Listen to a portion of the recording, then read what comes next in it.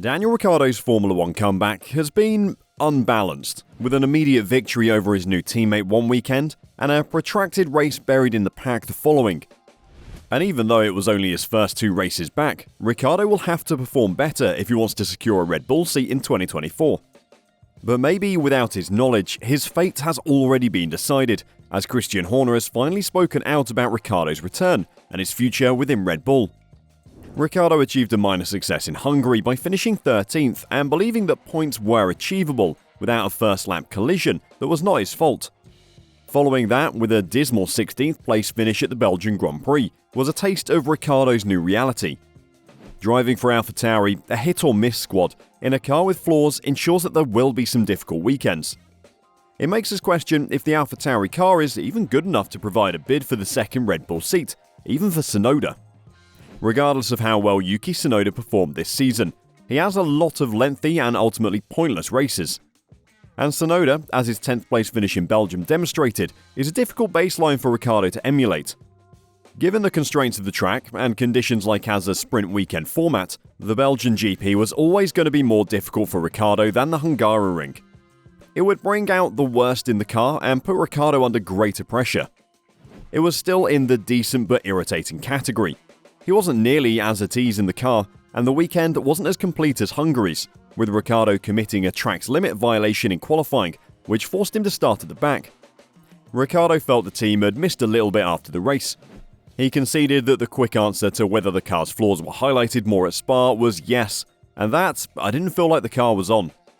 Even for the given downforce and all that, even with the new tyres, I felt we weren't really getting that peak out of it, Ricciardo felt.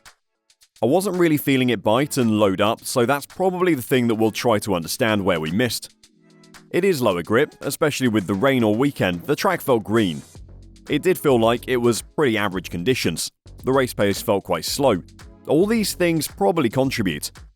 It's all learning. I'm always going to be quite harsh on myself, but I shouldn't be expecting the world at the moment. Hopefully we get a few little answers. Tsunoda doing so well in gaining a point may offset the "this was the car, not Ricciardo" mentality. The contrasting starting positions and opening laps set them up for quite distinct races. And when the races unfolded, it was practically a reverse of their fortunes in Hungary, with Tsunoda able to run at the car's optimum, while Ricciardo was trapped. And being stalled meant that Ricciardo's issues grew more obvious. The fact that he was at the back of a train of cars, this time due to his poor qualifying position rather than first-lap chaos, was an early similarity between this race and Ricciardo's comeback in Hungary, though he could easily have tripped up there as well as the back markers checked up, encountering Oscar Piastri's wounded McLaren entering Eau Rouge. He was the last one standing, so he had nothing to lose by pitting first. However, unlike in Hungary, Ricciardo was not alone in encouraging an early pit stop to grab fresh air. He was not the only car to do so he emerged not in free air, but behind Lando Norris and Kevin Magnussen, with more cars boxed a lap later. This caused Ricciardo's race to still be struck by bad luck. But there was still a decent gain. He passed both Alfa Romeos and overtook Carlos Sainz because the Ferrari needed a new front ring.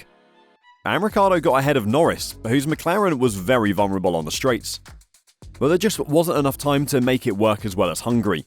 And more importantly, he wouldn't have had the energy to do much more anyhow. Even on soft tyres, Ricciardo reported low grip, which did not improve after switching to medium tyres. When the AlphaTauri isn't supported with a grippy track surface, huge wings and the softest available tyres, the statement, "all the quicker stuff I've got no front, at low speed the rear's really weak," tells you all you need to know about it. As a result, Ricciardo felt quite limited after the race. Even in clear air I was struggling a lot. All through the middle sector, the high speed I was just washing, said Ricciardo. I was sliding and overheating really quickly. In clear air, we didn't break away from the pack as much as we could have. And then, it felt like they were able to get more out of the tyres early. So normally, I was getting overtaken while we all had fresh tyres, and when it settled, I'd have a bit better pace but stuck behind them. I don't want to be too discouraged, of course. It was our only dry session all weekend, so could be something simple with setup. We went the wrong way and that's that. Just wish I could have been able to attack a bit more. It was a totally different ending in Hungary when Ricciardo had been on the offensive. It's vital to understand if the core cause of certain in-race issues was a setup error or the car itself, and Ricciardo may have found the answers he was looking for after the race. And the answer might be that this was simply luck of the draw. A cleaner qualifying would have meant starting higher and running in a better part of the midfield. The car was never going to feel good.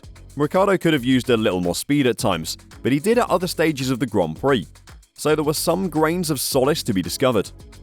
After the race, he was still a glass-half-full kind of guy, mentioning that the few laps we got towards the end in clean air, we were on a decent pace, which was true. Ricciardo was posting competitive midfield times 3 laps after clearing Nico Hülkenberg's Haas at the end of the race, and was faster than Tsunoda, who was battling to keep his points finish. It was at least promising towards the end of a lengthy spell and a long race. That's all Ricciardo can ask of AlphaTauri's lesser races.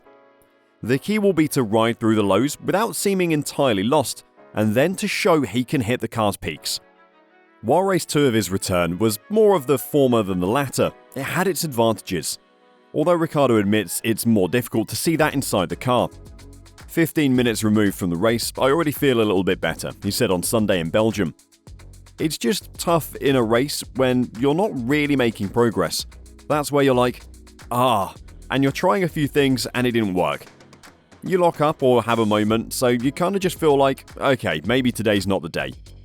9 days ago, I hadn't driven this car, so when I put everything into perspective, I think we're okay. It's probably not all that bad, but now I'm back in the sport, I've got a taste, and I want to make sure I'm kicking ass. But is he kicking ass, or will he ever do that in the remainder of this season? And even if he does, would he be a contender for the second Red Bull seat next year? Christian Horner finally let out his thoughts on the idea. Christian Horner, Red Bull team principal, is delighted with the early signals from Daniel Ricciardo, who hopes to recover his best form with AlphaTauri in the balance of 2023.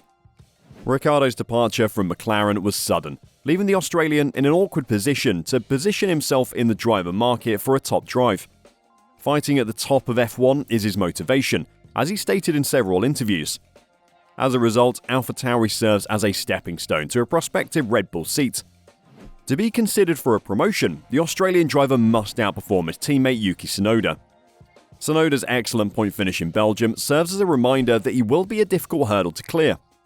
In any event, Ricciardo appears to be settling in with the Faenza squad, as indicated by Christian Horner's recent assessment.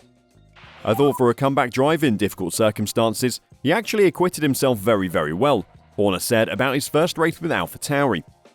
What he's brought to AlphaTauri is a huge amount of experience, and possibly some direction.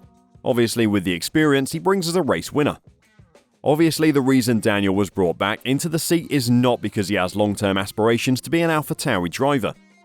I think that clearly his objectives are on a 2025 Red Bull Racing seat when we have obviously a vacancy. Daniel has an opportunity between now and the end of the year to demonstrate that he hasn't lost his form, and then a decision will be made as to whether he remains in that seat for a further 12 months. AlphaTauri drivers have been placed there to develop them as potential Red Bull Racing candidates, and Daniel's very aware of that, and that's his objective, but that wouldn't be before 2025. According to Christian Horner, Sergio Perez is assured a Red Bull seat until 2025, but the previous 18 months have demonstrated that Helmut Marko is not afraid to make huge changes. In any event, with the second half of the season ahead of him, Ricciardo will have plenty of chances to show off his abilities. What do you think? Will the second Red Bull seat in 2024 be up for grabs? And if so, who would you like to see drive next to Max Verstappen next year? Let us know your thoughts in the comments down below. Thanks for watching, and we'll see you in the next video.